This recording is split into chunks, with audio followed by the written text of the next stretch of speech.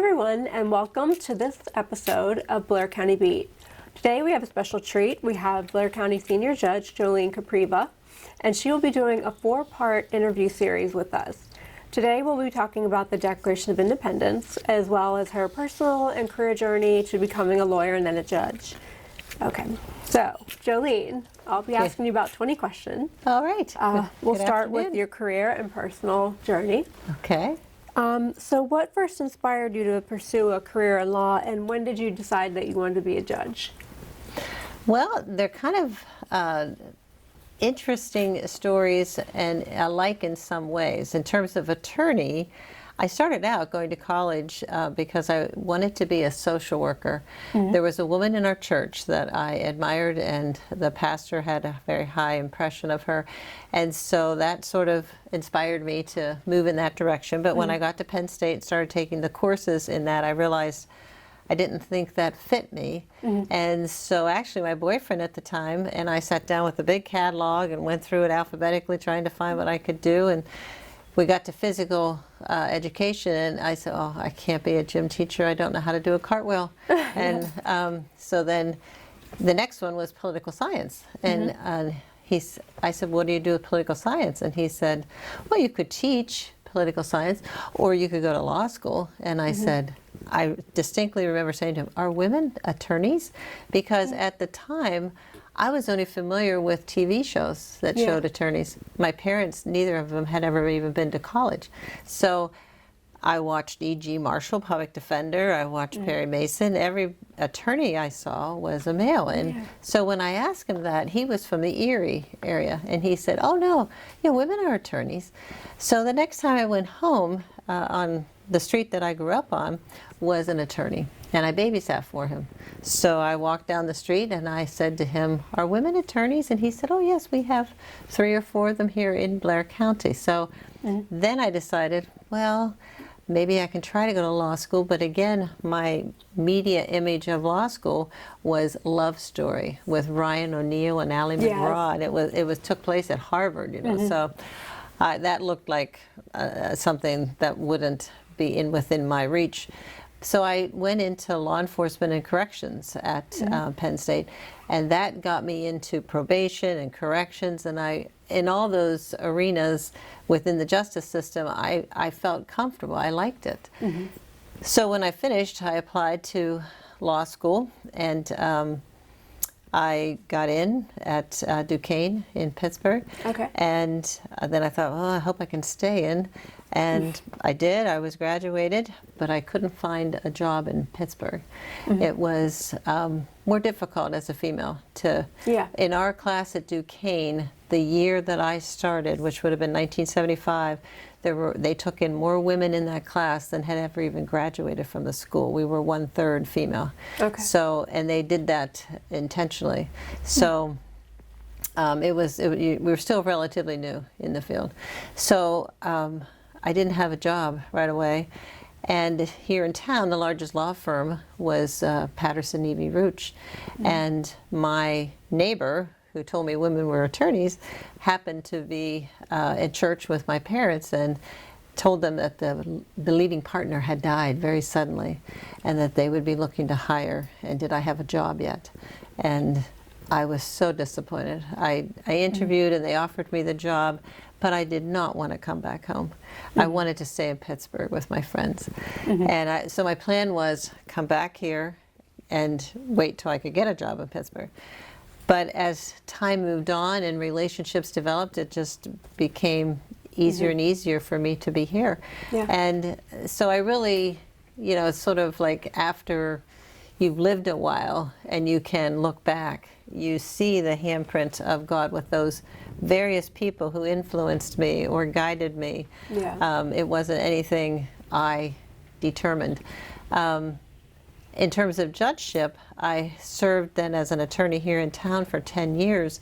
And in that period of time, the judicial branch in Blair County had a lot of instability. We lost a judge due to criminal charges. We lost a judge who had the appointment and didn't like the job and quit.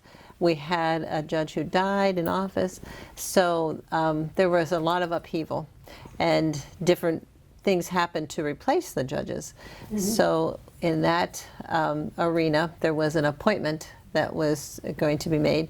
So there was a woman who had been running for judge, and people started saying to me, you know, if we're going to have a woman judge, it should be you. It should be you.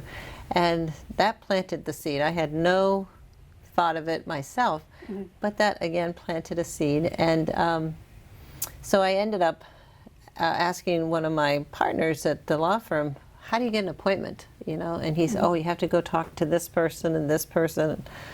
I was never involved politically, so I was like, that's out of my arena. I don't even know what I would talk to them about.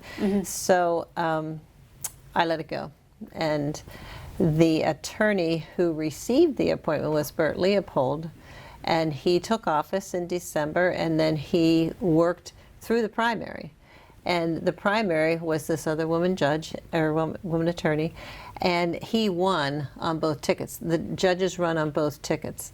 So he ran on both, and she did too, and he won on both the Republican and Democrat. So he was going to be a walkthrough in the November election. So he was doing a great job. But in July, he was swimming in the morning, as he always did at the summit.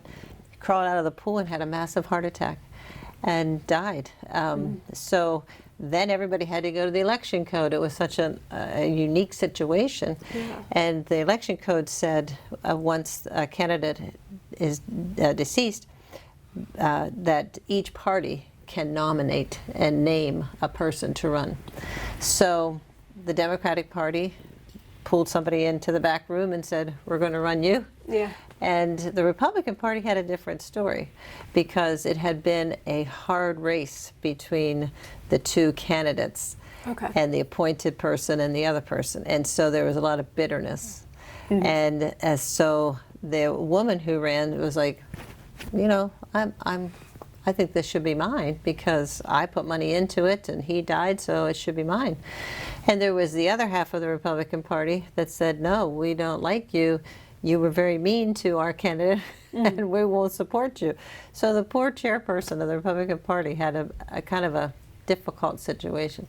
So he opened it up and said, anybody who's interested, and the actual party committee people were going to elect the candidate. So I got a list of who were the committee people, and these were people I knew. It was my mom and dad's mail carrier. It was my Sunday school teacher from years ago. And so I called some of the ones that I knew, and I said, could you support me as judge? And they said, yeah, I think I could. So I went to work to tell my partners I was going to run for office. And the one partner said, oh, you're going to embarrass yourself, you're going to lose, you've never been involved politically, you don't know anybody, nobody owes you anything, don't do it.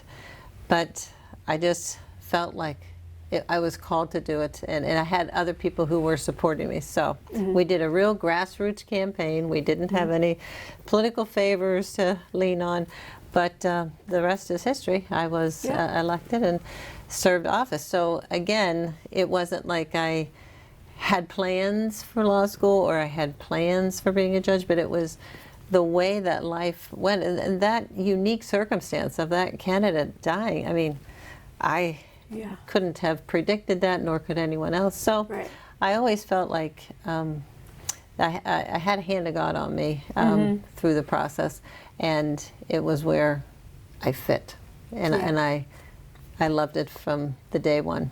That's awesome. So it's quite a story, but it's it is very unique, not to be repeated, you know? So, you know, looking back over your years on the bench, what have been some of the most rewarding moments in your career? I loved your questions, and I appreciate having them ahead of time. It really did give me time to reflect, and I sort of saw it as two individual things. I saw the system issues that I was able to, I felt very good about, and then there were individual matters. The system pieces that I found very satisfying was beginning and operating a drug court. That was really a lot of hard work, and the county wasn't sure they were ready for it, but we were able to educate and help people understand how important addiction is and how important both the treatment and the accountability had to work together. Yeah. And I met some tremendous people in the process. I learned a lot, and it helped me both professionally and personally. That has really amazed me when I'm retired almost 10 years now. I worked 30 years, and I still run into people who say, oh, you had my daughter in drug court, or you had, or I was in drug court, and I'm 20 years clean now. I mean, it's like, it's very rewarding to see. I call them my new heroes because they worked hard. Recovery is hard, and I gained a lot of respect for that. Credit card court was something that, we had during the downturn of 2008, 2009. A lot of people in the county really got in bad situations. And so credit card court was something that we started that was, I believe, very helpful to people. We started juvenile drug court. We did a lot of work in the children, youth, and family side system-wise to change the way we look at families and change the way we define a family and change the way government steps into people's homes. And that was great, great statewide work. I enjoyed that statewide work. So those are the highlights of the system thing. I really enjoyed the system programs and policies that we were able to develop. In terms of individual, there always are going to be cases that are highlighted. I think generally I just felt good about helping folks work through their pain. I don't think people think of a judge sometimes as a lot of power, but in my experience, I saw a lot of pain. So any time that you could assist a family or someone with a medical malpractice claim, whatever it was, when you helped them resolve it, that was very satisfying work. Yeah. Yeah. So the legal profession has evolved considerably during your career. What are some of the biggest changes you witnessed in the courtroom and in the practice of law? Oh, well, it is a long time. It'll be 40 years that, 10 years as an attorney, 30 years as a judge, and then now 10 years as a senior judge. So it'll almost be 50 years. So you do see a lot of change. Yeah. And one of the most evident changes would be the gender issue, because when I first started working, which would have been 1978, there were only 4 or 5 female attorneys. Now, almost half our bar are attorneys. I was fortunate enough to be the first female judge. That didn't happen until 1988. Okay. And since 1988, we've had every election, we've had another female elected. So that's not an issue anymore. Right. And I really enjoy, I think culturally we've changed even as families, because I would get a kick out of the fact that I would be on the bench and we'd have maybe a female attorney and a male attorney, and it would be the male attorney who would ask to come up to sidebar, and he'd say, Your Honor, how long are we going to go today, because I have to pick up my son out of daycare. And I was like, this is great. It's not just the women who are being required to do this. The men are getting involved too with families, and there's everything good about that. Yeah. Yeah. So that's a nice change. Yeah. And I think we continue to have jury trials. There's been no change in that, except that there are fewer of them on the civil side, because they've gotten so expensive. So that's a change, and we've seen the introduction of mediation, so that parties don't have the expense of litigation. So that's a good thing too. Yeah. Okay. I think my uncle does that now. He's retired lawyer. So Yes. And then I took a mediation course at the National Judicial College in Reno, Nevada, and they actually, the people who taught that course were both attorneys from Florida, and they had mediation in Florida long enough that they required it by law you had to have a mediation before you could even file a lawsuit. Yeah. Yeah. Okay. So, I've heard of that. Yeah. Yeah.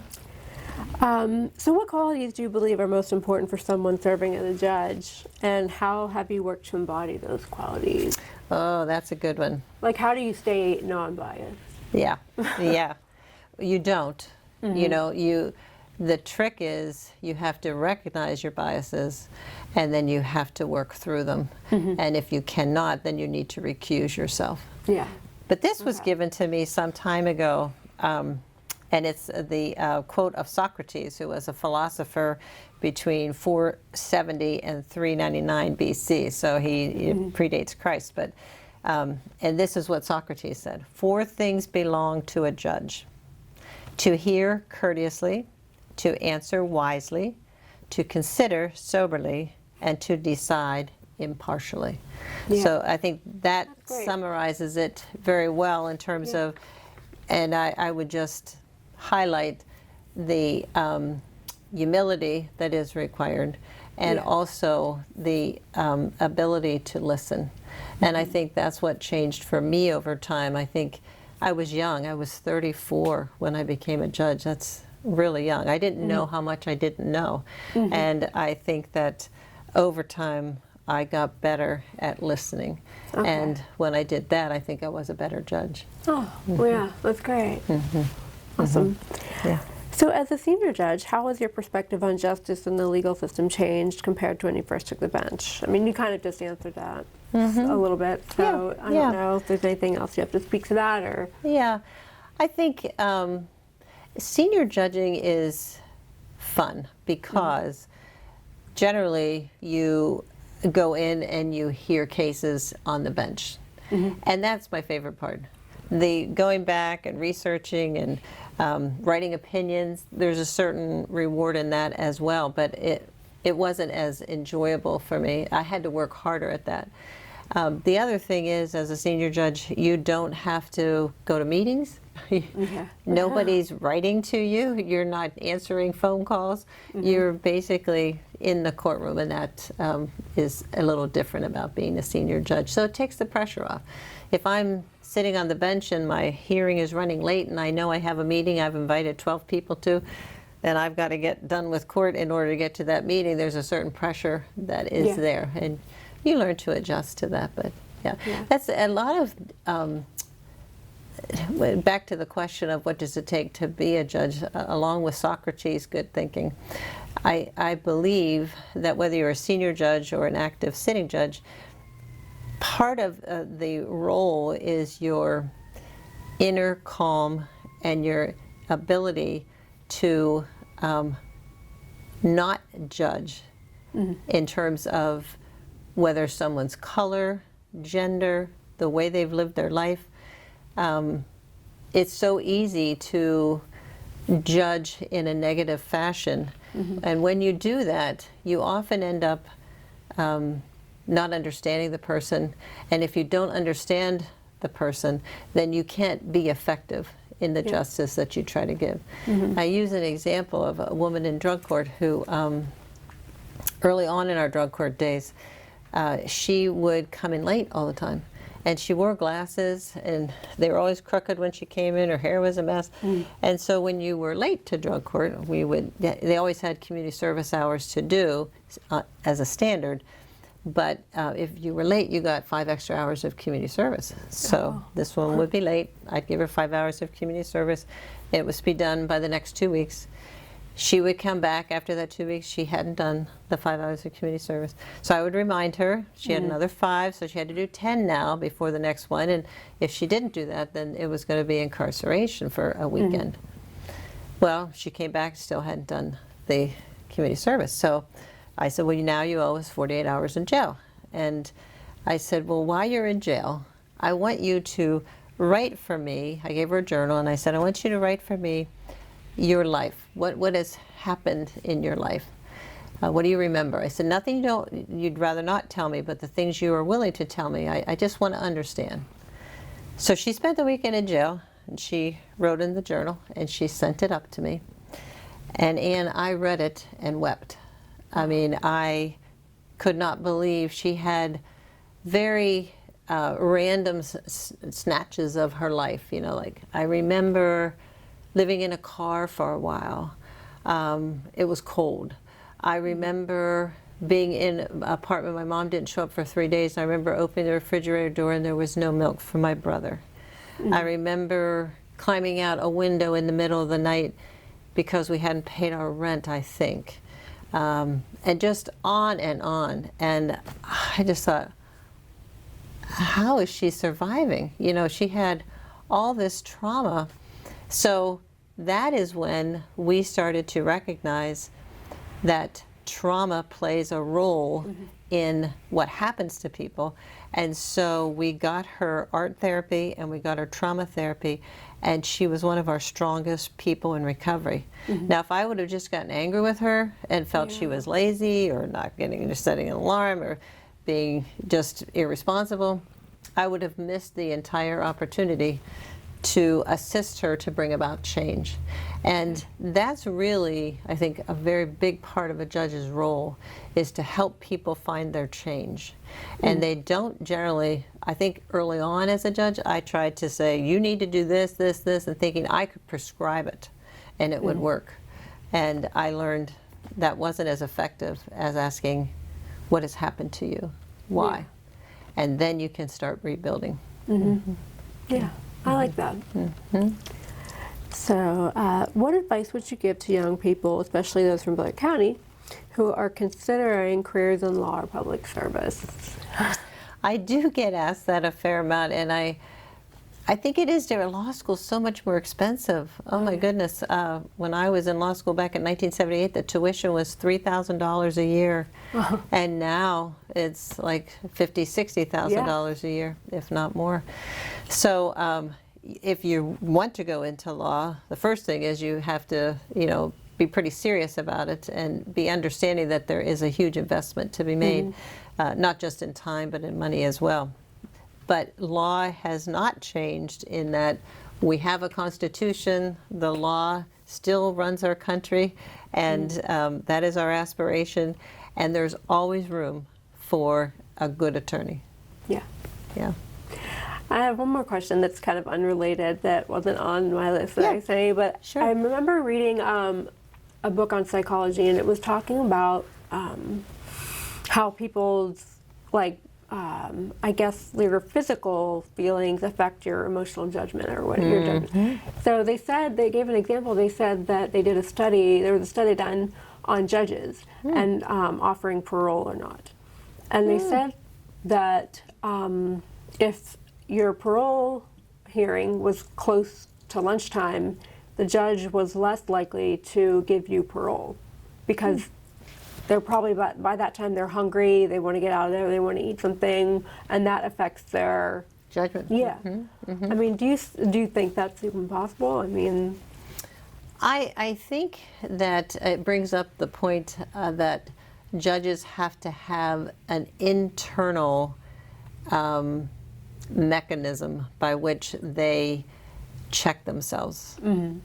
A lot, if you're a legislator or a senator, you get reelected or not reelected, and voters get to tell you whether they like the job you're doing or not. Judges, that happens to also with retention here in Blair County, so that you serve a 10-year term, but that's a long time, 10 years, and then the voters get to say whether to retain you or not. Well, it only has to be one vote over 50%. So it's pretty hard to not get retained. Very few judges don't get retained.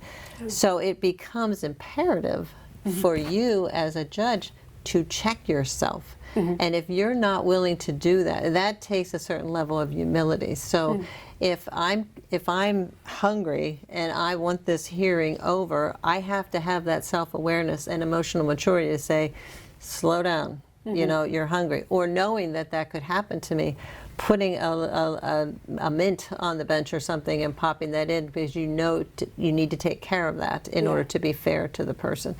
No one's telling you to do that as a judge. It is your character and your internal checks and balance system that does that. Same with biases. So if they do a survey and judges are human beings like anybody else, we have biases, and they don't have an internal mechanism to check and balance themselves or grow with that over time and be self-reflective, like, oh, I did it again, I didn't want to do that, and go back and change it.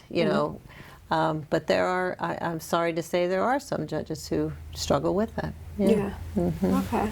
Well, that's an interesting response. So Yeah. I wanted to hear your opinion of it. Yes, that's an interesting study. I'll have to look that up. Yeah. So now we're going to talk about the Declaration of Independence, which is the main topic of today's interview. Okay. So my first question, and I did go to the internet for some help with these, but I will not deny that. Okay. Well, they were great questions. Great questions. Okay. So the Declaration of Independence was signed 250 years ago. Why do you think this document remains relevant to Americans today? Well, it is certainly valuable as an aspiration of a country and to set values. It is not law. The Declaration, I think, is real important to understand. It's not law, but the same as it set the values and the aspirations for what we want it to be as a country, hopefully it's still relevant today that it's who we want to be as a country also. Yeah. That we have not changed those goals and those values. We have a long way to go. We have not fulfilled all of those. So it remains relevant that we keep trying to fulfill them. Yeah. Yeah, because it declared, I think it's interesting, I didn't understand this till I did more research for this year, that declarations were pretty common. Declarations were common in England. People declared things all the time. It was a method of communication. In fact, the Declaration of Independence was done somewhat for the citizenry, but it was done equally, if not more, for the countries, the European countries it was sent to, because the United States at that point, the founding fathers, wanted to establish their own economy. So what they were sending the message to the other countries is, deal with us now. You know, we're not part of England. And so actually the whole Revolutionary War was more of a global war. And so they sent the Declaration to France and Spain and the Jamaican Caribbean islands and the Dutch islands and all these places that eventually supported the economy of the war. Yeah. And so the Declaration was an interesting document. And although we celebrate the Declaration of Independence on July 4th, it wasn't signed on July 4th. It was voted on July 2nd. It was announced July 4th. And it really wasn't fully signed until the end of August. They just let it sit in Philadelphia. And if you drove into the city, you rode in your horse and signed the document and then left. It was very sort of casual, very casual. Okay. And I thought that was kind of interesting as well. That is interesting. And actually, the representative from Pennsylvania who was not ready to sign the Declaration, he wanted to give England a little more time. And he was not alone. There were others, too. It wasn't, we've come to think of it when we study it in history as children, that it was a simple thing. These founding fathers all came together and they fought England and then we won. But it was much more complex than that. All of the men in the Continental Congress who were signing the Declaration were all propertied white males. And many people who were the colonists didn't own property, so they didn't really have a voice. Now, Sam Adams and John Adams worked very hard to develop that citizenry, and they were subjects at the time, but they are the ones who fomented the rebellion and pushed to be independent. The aristocracy was really the ones pulling back on the reins. Okay. Now, John and Samuel were able to convert the thinking of the other aristocrats, with the exception of John Dixon, and in fact, he stayed home because he knew that they needed a unanimous vote for it to be effective. And he knew if he went, he was going to vote against it. So that was his compromise, as he stayed home. And that's why the Declaration says it was unanimous, but only because John Dixon, as a leader, put his self-interest below the greater good when he saw the movement that was happening. Wow, I never knew that. I know, I didn't either. There's a lot to learn about the Declaration. I've had a fun time studying it this year. So which principle or passage in the Declaration of Independence do you believe has had the greatest influence on our nation's history? Let's see, what question number is that? That was number 8. Okay. And this is just my personal opinion. All men are created equal. Okay. I think that that was an aspiration, but at the time they signed the Declaration of Independence, most of them had slaves. And that was discussed, what to do about slavery, but they couldn't figure out a way out of it. So that has been aspirational for years. I mean, we know that slavery didn't end until the 13th Amendment of the Constitution, so it took a long time. Men back then were considered all people because they were the only ones who counted. And so it took women over 100 years to earn the right to vote. Yeah. And much sacrifice was made for that to happen.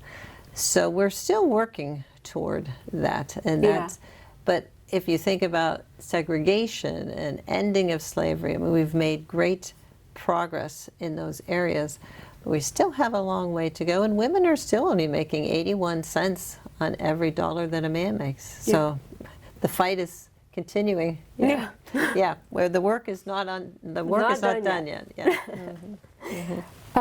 So that kind of answered number 9 about the all men are created equal. That's interesting that you said that. Yeah. So I'll skip that one. But the document speaks about certain unalienable rights.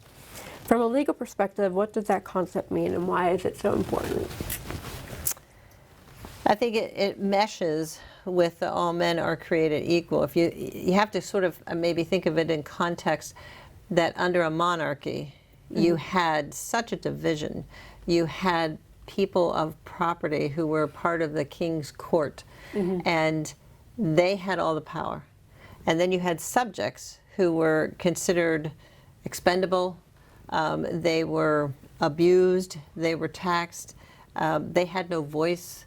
And so it didn't matter what you owned. If the king wanted it, they took it. So that affected both the aristocracy and it affected the subjects. So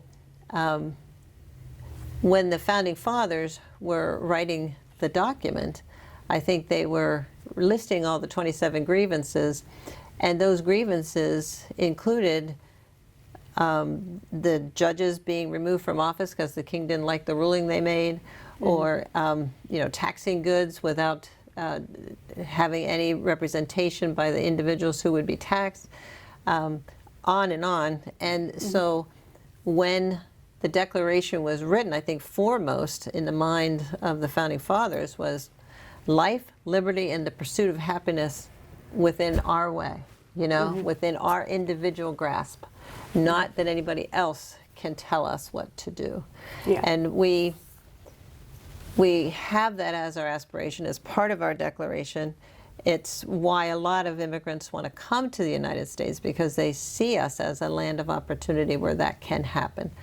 In reality, we still struggle with that. Not everybody has the same opportunity. There was a great video I saw years ago. It was a church camp, and they had the youth line up on a line, and then the counselor called out at the front, anybody who has never had to worry about paying their light bill, take a step forward. Certain kids did, certain kids didn't. Anybody whose parents have never been out of work, take a step forward. Anybody who's never had to worry about paying car insurance, step forward. And they just kept asking these questions, and after a period of time, they had the youth turn around and say, look behind you. Who's left there? See all the advantages that you have had as a privileged person. The person behind you can't say yes to those questions. So you have an obligation to help people meet that same life, liberty, and pursuit of happiness. We share in that together. It's an aspiration for our whole country, not just for privileged people. Yeah. And that's how we were designed, but it's human, so it's going to have its good days and bad days. Yeah. Well, that's an interesting exercise. It was a very interesting. I really enjoyed it. Of course, I had music to it, and it was very powerful. Yeah. So the Declaration argues that government derives its powers, quote, from the consent of the governed, unquote. How does that principle continue to shape our democracy today? And what question number is that? I should have written the question 10. number 10. Okay. So basically, it's telling us that if anybody wants to challenge whether they're receiving life, liberty, and the pursuit of happiness, they have that right guaranteed. If they want to pursue that in a court of law, that would be the law that would be controlling. But there would have to be evidence and proof, of course, but it's an aspiration, but it's also a guarantee that the Declaration declares that everybody should have it. Okay. And we all have a responsibility toward each other to give a hand up. Yeah. Okay. Okay, so although the Declaration itself isn't a legal document, like you said earlier, like the Constitution, how has it influenced American law and judicial thinking? And what question? Oh, I'm sorry, that was number 12. Oh, yeah. I think the next one was 11. I messed up. Yeah, that's okay. I think, again, I keep using that name, or that word, but it's aspirational. And it's really asking us the question, what does America believe in? What is our standard? What is a value? I think employers do well, and we had opportunity as a president judge for a while to manage the court system, and we developed a mission statement, and our mission statement was we work to serve justice together. And anybody who was employed, they went through an orientation, and we talked about we work to serve justice. What does that mean? How will you do that? How will people beside you do that? How will you do it together? And we actually tried to create a culture of that within the court system. I think this is a little bigger example of that. It's somewhat of our mission statement. Who do we say we are? Yeah. And everything we do needs to go back to that mission statement. Are we meeting our mission statement? Are we matching our mission statement? And some people have called the Declaration like a birth certificate. It's the nation's birth certificate. And I think that's true, and I think it's also bigger than that as well. It is a mission statement, yeah. Oh, okay.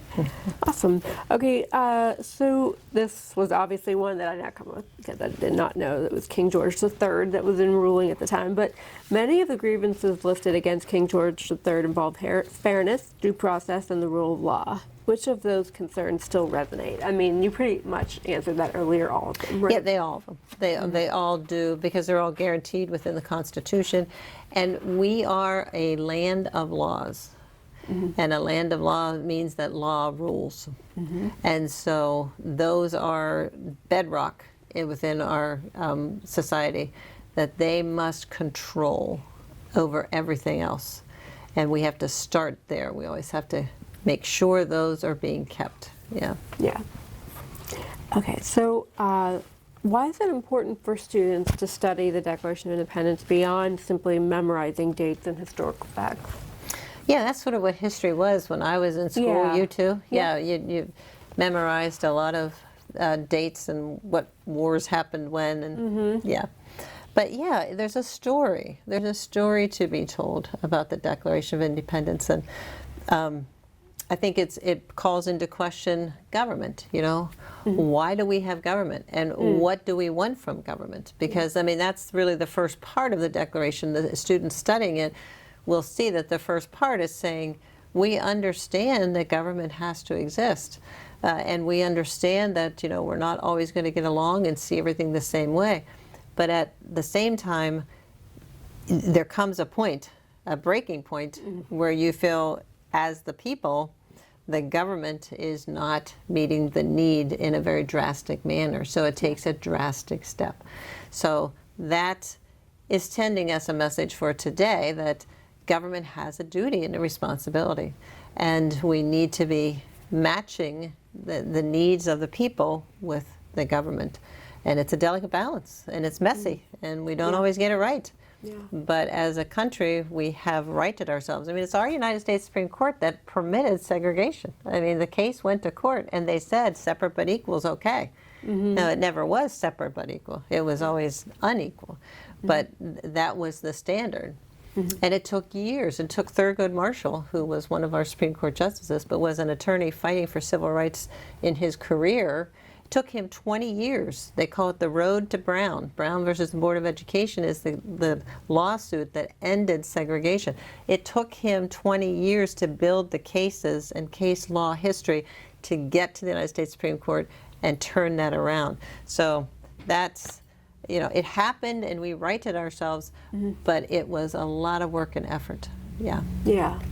So students need to understand, you don't necessarily get results immediately. Women fought 100 years to get the right to vote. I mean, just because it's the right thing and the Declaration has an aspiration for it doesn't mean it's going to happen overnight, but it doesn't mean you give up either. You have to keep trying. 20 years is a long time. 20 years is a very long time. And if you were one of those students that had a very poor school and had very poor books and teachers who were paid very poorly and large classrooms, which is what all the South was, your 20 years waiting meant you were through school by the time justice came. Yeah. That's asking a lot. Yeah. It's asking a lot of people, and yet that's what America did. Some things I feel are often, because I haven't studied the law, I haven't gone to law school, but when I watch the news, it's like, okay, if someone enters the country illegally, like that's against the law. So like, why aren't they arrested or like held accountable? Or only certain people, certain ones of them are held accountable, others are given a free pass to go throughout the country.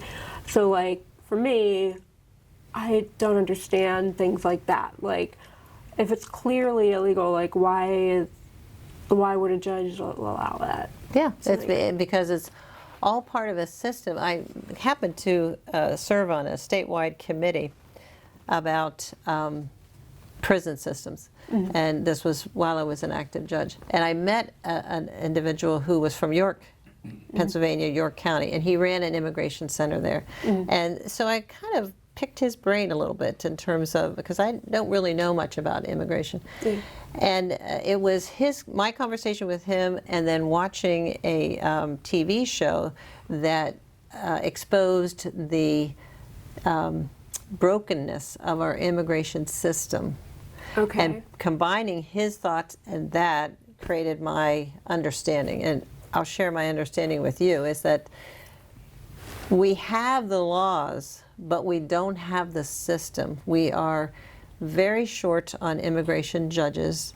We have huge backlogs, and we have a poor system that makes its own problems. For example, if someone comes in legally, they apply for citizenship, and they don't have a hearing for 60 days. Well, they don't get any help within that 60 days.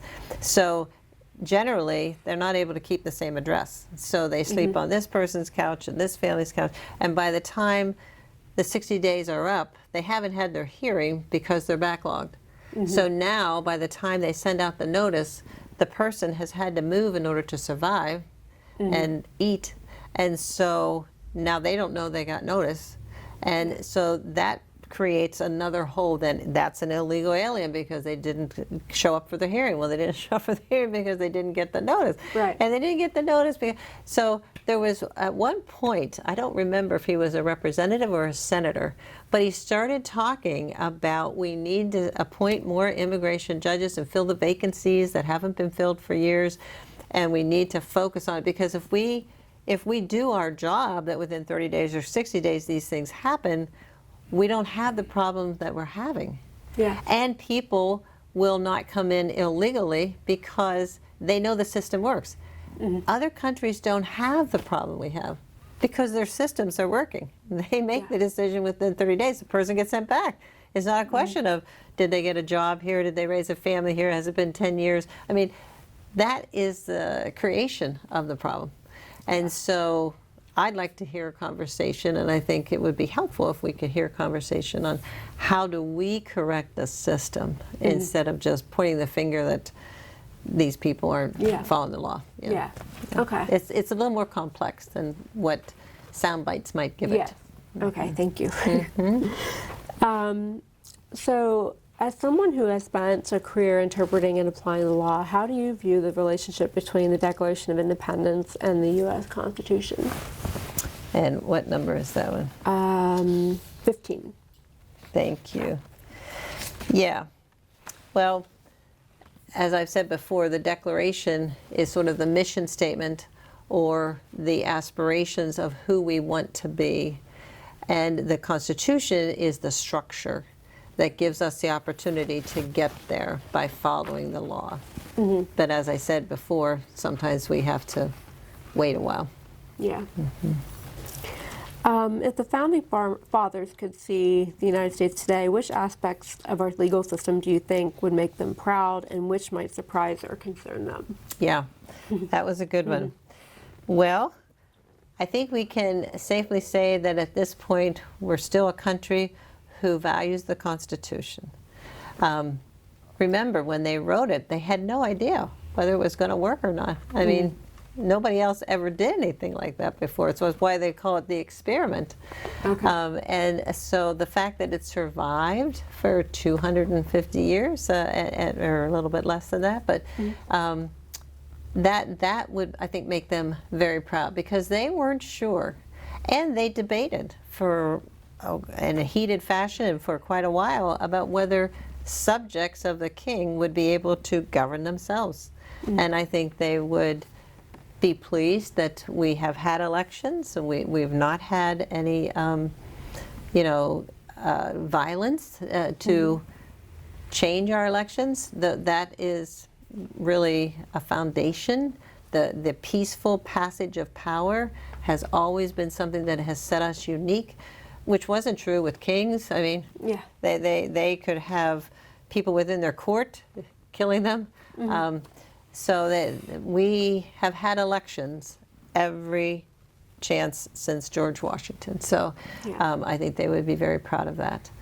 I think they'd be very proud of the fact that we have jury trials. We continue to have jury trials. And although we have fewer on the civil side, we have probably an equal number on criminal side, have been consistent.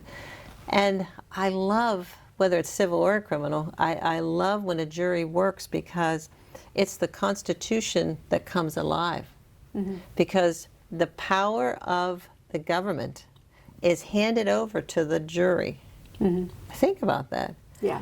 You, as a jury, are going to make a decision about this person's life. No one's above the law, no one's below the law, and you're going to hold the law accountable. That's why we have jury verdicts that are guilty and not guilty. We don't have jury verdicts that are guilty and innocent. It's whether the system can prove them guilty or not. And if the system can't prove it, then the person is found not guilty. That doesn't mean nothing happened, but it means that we're following the system. Okay. And sometimes you hear people say, oh, well, 10 people saw him do that. Why did he even have a trial? They don't need to have a trial. Well, that's a waste of everybody's time. Is it? Because if we have a standard that, well, if 10 people saw you do it, then you don't get a jury trial. Who's making that decision? Yeah. Who's making that standard? Is it 10 people? Is it 5 people? Is it 2 people? So we believe that it's more important to follow the protocol and to follow the law in all instances, so that the law isn't shifting and changing depending on who you know and how much money you have and anything else. So sometimes it feels wieldy, it feels inconvenient, but the opposite side is, do you want to live in a country where there's no transparency and we don't really know how the decision's getting made? Yeah. Every jury is public. Anybody come in and watch a jury trial, and that is huge. Yeah. Huge. So I think they'd be very proud of that too. Would there be anything that concerns them?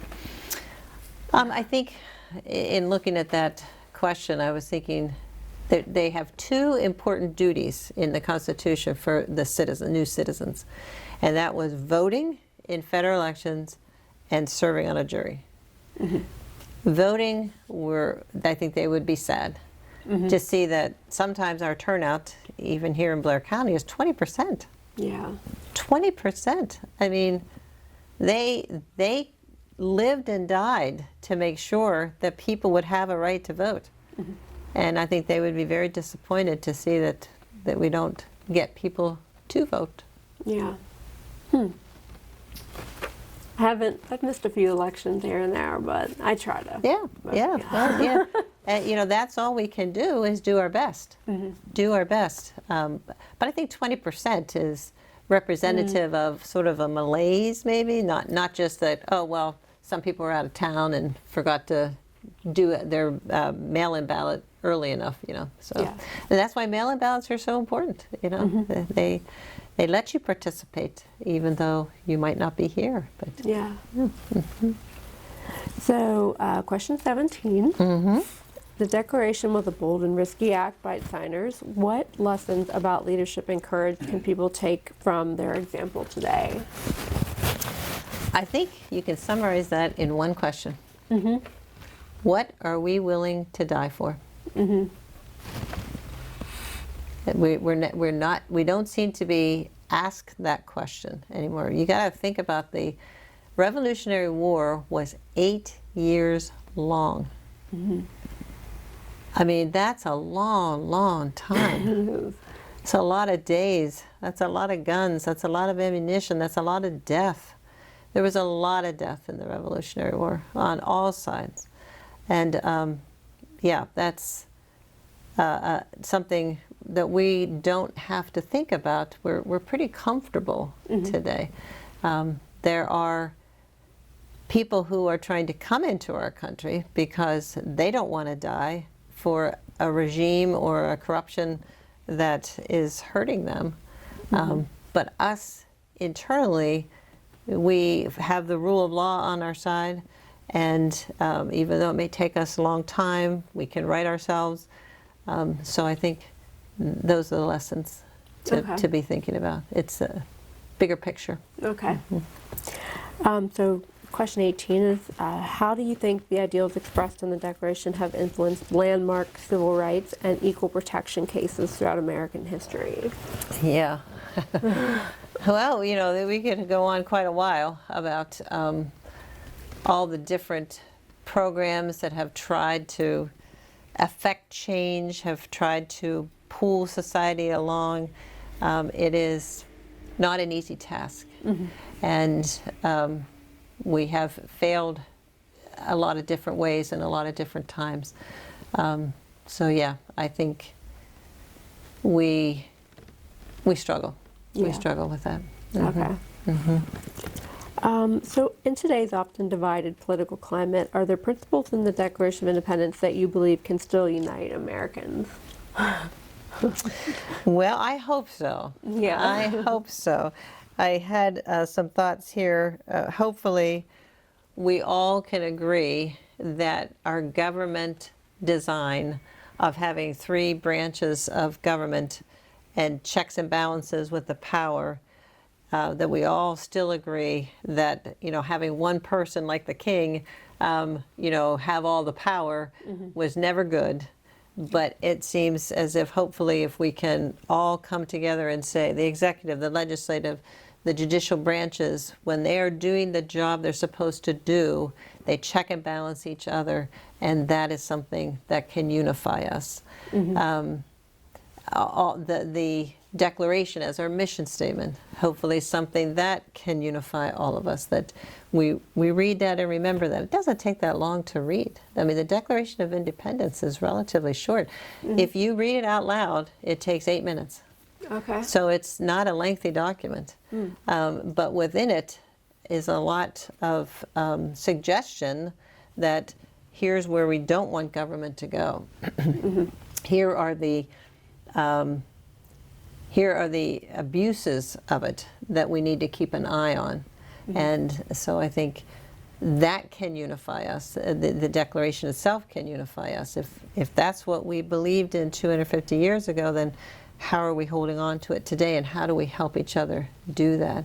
There is some movement I've been reading about where senators and representatives from different parties are coming together and unifying their discussion and talk.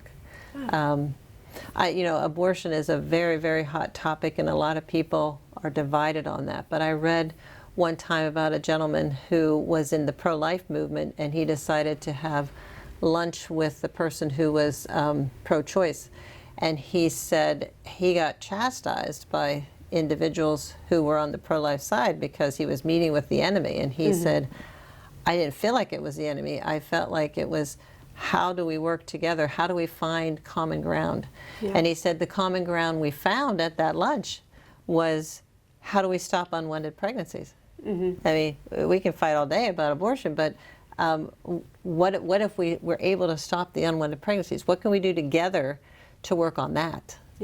And I just thought, wow, that's a leader. Someone who can take something that is so divisive and so personal to people and find something that you could join together on. So we need more people who are able to see things that way. I agree. So my last question. Okay. As we commemorate the 250th anniversary of the Declaration of Independence, what message would you like viewers to take away about the importance of preserving liberty, justice, and civic responsibility for future generations? Well, we can learn a lot from history. It's true, history, we hear the phrase, history repeats itself. We're human. No matter how many years have passed, even long before the revolution, the days of Rome and the days of, BC, all human nature really hasn't changed. We continually get challenged by ourselves. And so history is informative, and it also can be guiding. The Holocaust and the number of people who were killed, and only because of their religious belief. And it was millions of people. I mean, surely we have learned from that, right? No, we still have wars over, different countries who are fighting each other and just don't like each other. They don't know each other personally. They haven't necessarily found ways to coexist.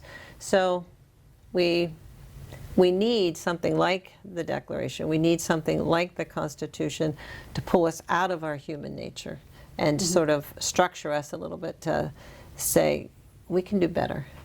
We can do better. How do we go about this? And hopefully, the study of the Declaration, the study of the Constitution.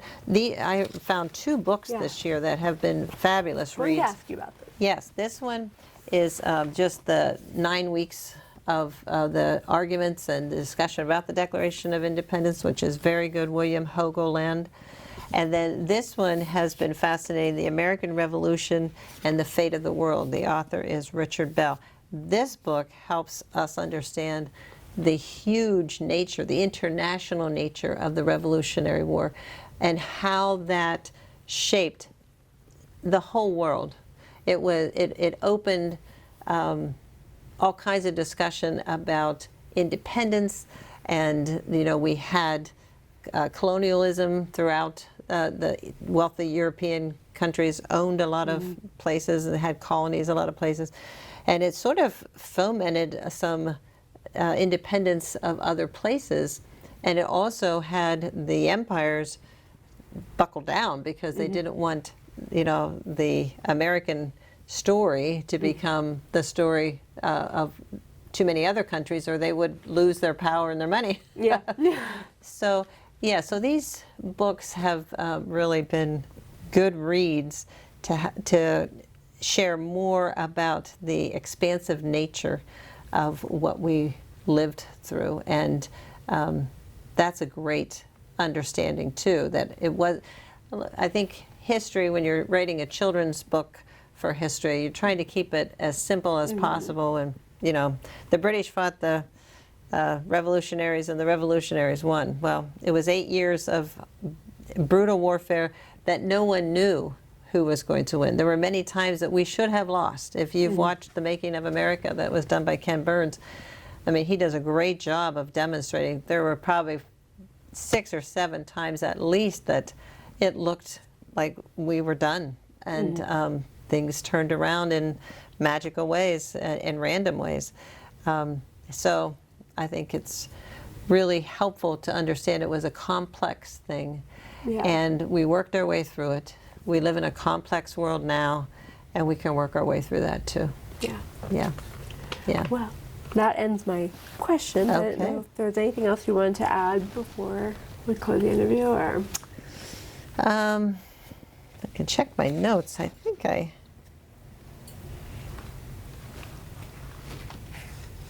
we can. I think it would be helpful today if we understood that the thinking that was involved with creating the Constitution or the Declaration was divergent thinking. It feels like maybe society today feels like there's one way to do things, and that's the right way, and everybody thinks they have the right way. But we have lost the ability to understand that there's value in different views, and that divergent thinking is what brought about this wonderful Constitution, this wonderful Declaration of Independence. They all did not think alike. And we need to be wary of that. If we feel, in fact, I heard somebody say, they were talking to college students, freshman college students, and they said, if you find somebody who says, I know the truth, come with me, run away as fast as you can. But if you meet somebody who said, I'm searching for the truth every day, go with that person. You know, because it's not that simple. Yeah. Well, thank you very much for You're most interviewing with us. Thank you so much for your willingness to listen to the Constitution and to me. So that, again, concludes the interview. You'll be doing 3 more. Okay. I think on the Constitution, the history of Hollidaysburg. Oh, yeah, that'll be a fun one. And I forget what the 4th one was, but Yeah, I can't remember either, but that's great. Yeah, this is a lovely setting. Yeah. Roz, do you have any questions? No, beautiful. Oh, thank you. Thank you.